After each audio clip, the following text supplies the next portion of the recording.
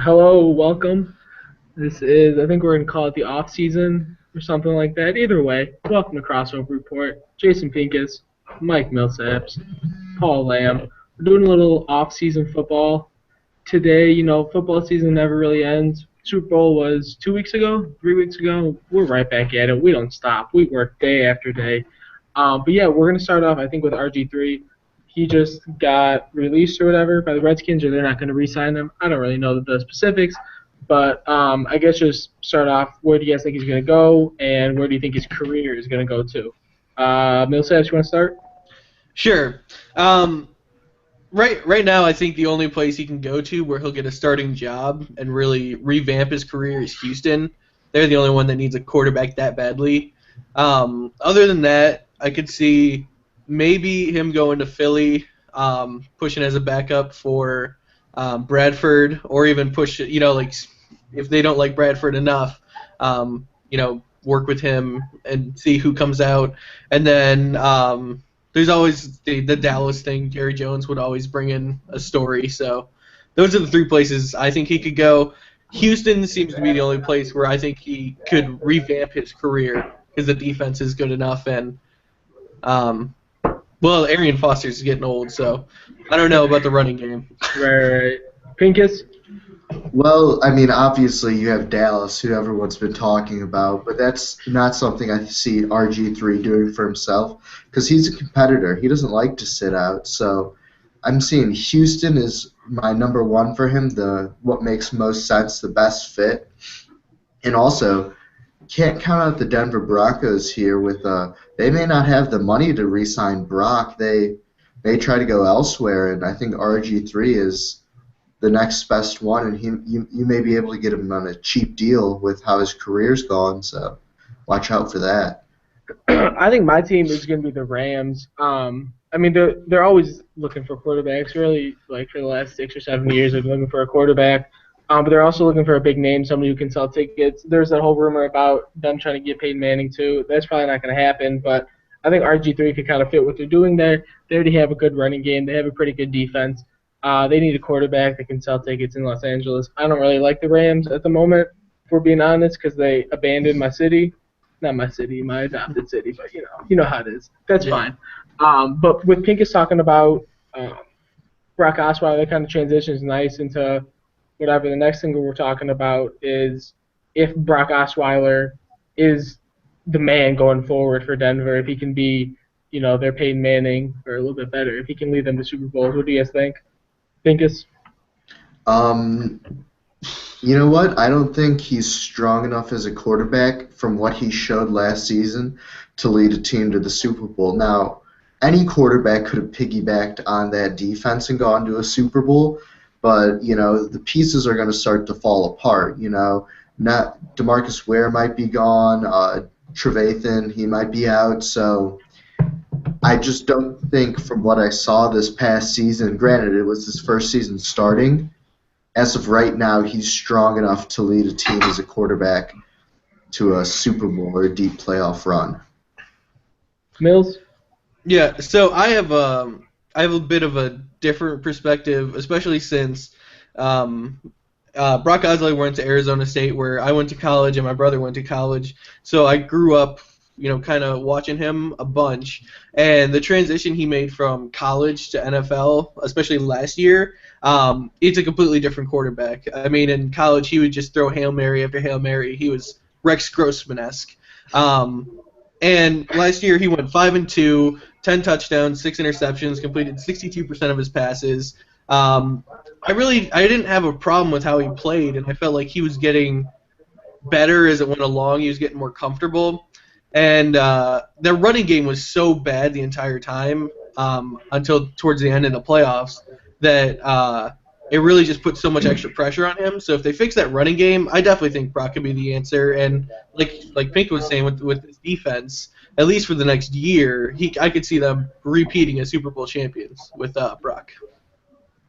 I'm not going to go that far as saying they're going to repeat next year with Brock Osweiler, but I think it will be interesting to see how they transition since the AFC really is such a passing conference when you think about it. They got Brady, they had Peyton Manning, Roethlisberger, all them in the AFC. It'll be interesting to see if they want to try to make Brock Osweiler into like a 50 passes a game kind of guy, or if they want to try to develop that running game, just have Brock Osweiler throw 25 to 30 passes. I think that'll be interesting going forward. But like Mill said, they have that great defense.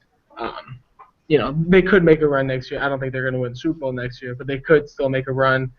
I think our last topic then is going to be draft. Draft day coming up in April, if I'm not mistaken. And Pincus was talking about in the pre-show about the combines, all that starting right now. We're going to talk quarterbacks, though. Who do you guys have at the top of your big board for quarterbacks? Mills, you want to start? Sure. Should we go 3-1 or 1-3? Which way are we going? Just throw some names out there, whatever you got. Yeah. Okay, so my number one quarterback is Paxton Lynch. He had a lot of hype in the middle of the NFL season. It kind of fell off. But just from all the tape that I've watched, he's very, very comfortable in the pocket. He can make all the throws. And one of my favorite things about him is that he will live to fight another day. He'll throw it out on 3rd and 7. He won't make stupid mistakes. He just looks to be the most pro-ready quarterback, just based off of intangibles. And number 2, I have Goff. He's got a good decision-making. He's got a good arm. He's the only thing I don't like about him is he seems to be rattled by pressure a lot, and so he forces a lot of throws off his back foot, kind of Cutler-esque. So that's something to worry about, but I think good coaching could take that out. He's a natural talent. And then the guy that gets the most hype is Wentz. I'm not the biggest fan of Wentz. He just seems to have an awkward throwing motion, and he's still playing in D2 football. He's really. Everybody talks about the transition, even from Winston and Mariota, of going from college to pro talent. He's not even playing up against the best college talent. So that's something you definitely have to. You just can't just throw that away and be like, oh, he's got a good arm. So I'm worried about that, and I'm worried about sometimes he doesn't look comfortable in the pocket. So yeah, that's my top 3. Frank? Actually, for the most part, I do agree with that. I think Paxton Lynch is the top quarterback. I think he's big, he's strong, and a little bit like Ben Roethlisberger. You're going to hit him, and he's just going to keep on going. He's not going to quit. He's going to keep fighting. He makes great, like Millsy was saying, he just makes good decisions. And he really showed with the Memphis program, who 2 years ago was one of the worst in the country, to a team that was competing for a chance to play in a New Year's Six Bowl. And then, like you, after that, I do have Goff. I think he's just a safe pick for a team that needs a quarterback. He may not be the best quarterback, but the truth of the NFL is you don't need the best quarterback to win the Super Bowl. It's shown time and time again. The good defense trumps the good quarterback almost 10 times out of 10. And I think he is a good enough quarterback where, much like Flacco when he won the Super Bowl, he can make the throws, make the plays, and if you just have an all right defense and some playmakers, he'll be making runs in the playoffs every year. And my third quarterback, unlike Millsy, I got Christian Hackenberg. And I know that's a little out there, but my thing with him is there is something about that highly recruited talent. He really didn't show up at all in Penn State, but I think you put Tom Brady behind that line at Penn State, and he doesn't show up either. I think a team almost like New Orleans in the early second round could really make a play at Hackenberg, give him a year or 2 to develop, and let him ride behind one of the best in the game, and he can turn into something special. Whereas with Carson Wentz, he made a statement the other day about people like Joe Flacco paving the way for him. Well, Flacco didn't start at Delaware. He started at Pitt as a highly recruited quarterback, but it just didn't work out. So I don't think Carson Wentz is ready. I don't think he's worth that top 12 pick. There's so much defensive talent where you just can't risk it. Well, that kind of leads us into another interesting conversation. Do you think that playing against high-level competition is that important when you're a quarterback? Because there are guys in the NFL. Tony Romo went to Eastern. uh, Roethlisberger went to Miami of Ohio. Aaron Rodgers was playing JUCO. Cam Newton played a year of JUCO. Granted, that was between playing at Florida and Auburn, but there are still guys who played time in college against not so elite talent. So do you think that the great talent is great talent no matter where it is?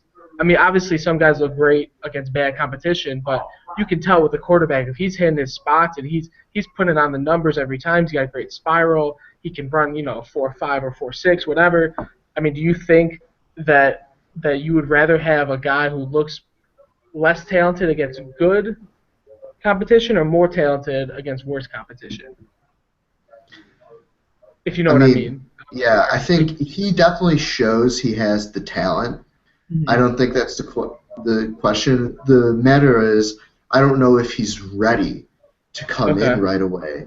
And unless you're in the position where you can give him some time, I just don't feel comfortable. I mean, these teams at the top are the same teams every year, aside Right. from Dallas, Baltimore, and I mean, and they were just bad injuries, the reason they're down there. But all the other teams are there year after year.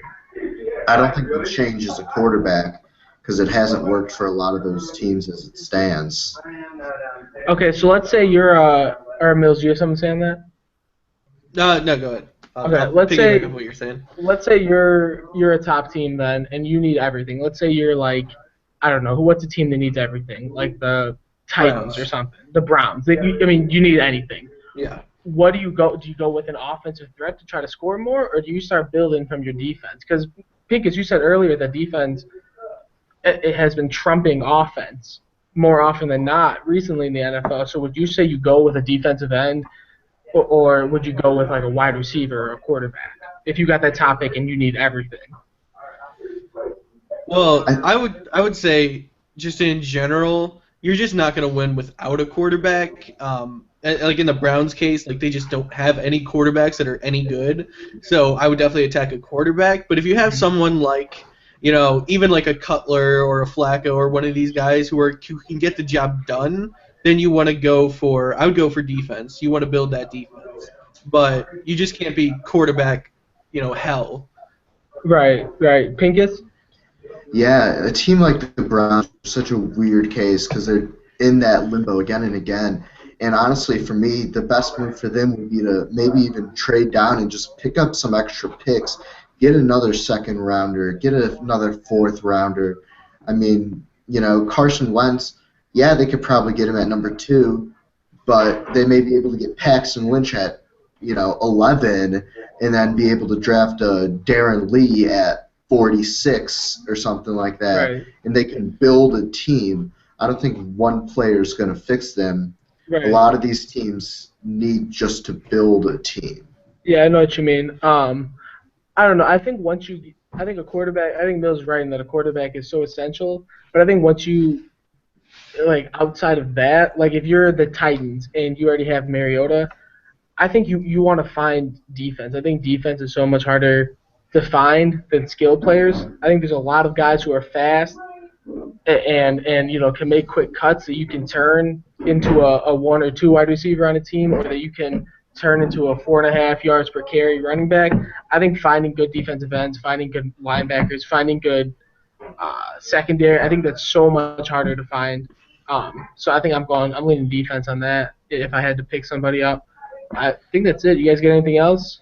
Thoughts, Uh, comments, concerns? Yeah, I just want to go back real quick on when you were talking about someone who's good against lesser competition or someone who's decent Okay. against better competition. I would say you want someone who's decent against better competition, just because when you come into the NFL, you're not going to be beaten up on teams, no matter what team you get drafted on, Right. and you want someone who can prove that they can go through a struggle. Like I'm not getting drafted just because I put up 100-2 score line on some kindergartners.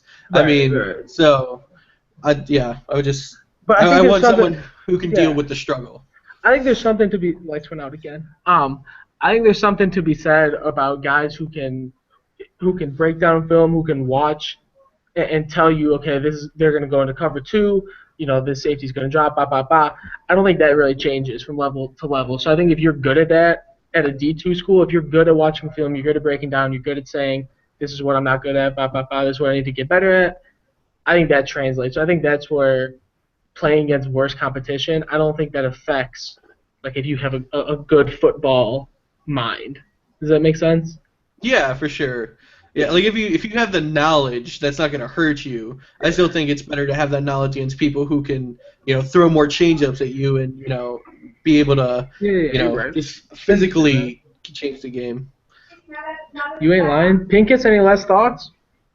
One thing, I know it's real early for this, but I was reading an article yesterday. Oh boy, here we go. After Sam Bradford started getting a little healthy second half of the season, his pre-snap reads and his completion percentage and his accurate passes, best in the league. Watch for a breakout in a very large chance with Sam Bradford. Oh my gosh! I believe it. The people of St. Louis have been waiting for the Sam Bradford breakout season since he got drafted. He's just like Jonathan Stewart and D'Angelo Williams when they were in Carolina. Every year it's like, okay, this is the year they're both going to rush for 2,000 yards or something, and then what happens? Nothing. His second half of the season was just incredible. His accuracy and his lack of interceptable balls was really something impressive. Oh my gosh, Pincus, we're gonna take your word for it on that. I don't know if I got anything else. Oh, I didn't throw in my top quarterback. I like Cardale Jones. Just gonna throw that one out there. Absolutely. I think he's got his arm. He's got a very strong arm. And now, granted, we've got people have gotten burned on. The Raiders got burned on picking a guy with a body type like Cardale Jones with a strong arm. That's Jamarcus Russell. He's 500 pounds now. But I think I think he needs to delete his social media because the fact that we even know about his Twitter page, that it's notable, is not a good thing. Anytime your Twitter page is notable, it's never for a good thing. It's not like, wow, Cardale's like a really nice guy on Twitter. It's like, no, nobody ever says that. Just delete your Twitter, delete your Instagram, delete everything. Focus on football. I think he's got the body type. I think he can play well. But yeah, I think that's it. If you guys got anything else, follow us at NFL_CR, at Crossover Report, at Walkup Report, crossoverreport.com. Millsap, you had something? I was just gonna say, Bears. Just like the first breaking news of the offseason is that the Bears tagged Elshon, and they're planning to re-sign him to a long-term deal. So as a Bears fan, I'm fucking excited. Yeah, I was supposed to talk about that, but I'm not really good at this whole MCing thing. Yeah, good catch, Mills. Yeah, good catch. So go Bears. Kevin White and Elshon, best duo in the league. God, Kevin White. Yeah, I bet you Kevin White doesn't have 20 career touchdowns. Bro, okay, can we make a bet right now? I'm not doing no bet. I'm not jumping in no Lake Michigan with you. Okay. I bet you he gets 10 touchdowns this next season. How much you want to bet? What you want to bet? $100. No, I don't have $100 in my name. How about, I don't know, what's like a sandwich? Let's do a sandwich bet. Let's do a sandwich. I'll bet you Skyline that Kevin White doesn't score 10 touchdowns this year. All right, deal. Shake on it. Crossover report. Right. Yeah, I think that'll do it here for us. Like we said, this is going to be called the off-season little NFL_CR gridiron report, as we call it in the industry, little project of theirs. But yeah, that'll do it for me, Paul Lamb, Jason Pincus, Mike Millsaps. This was Crossover Report. Thanks for watching. See you guys.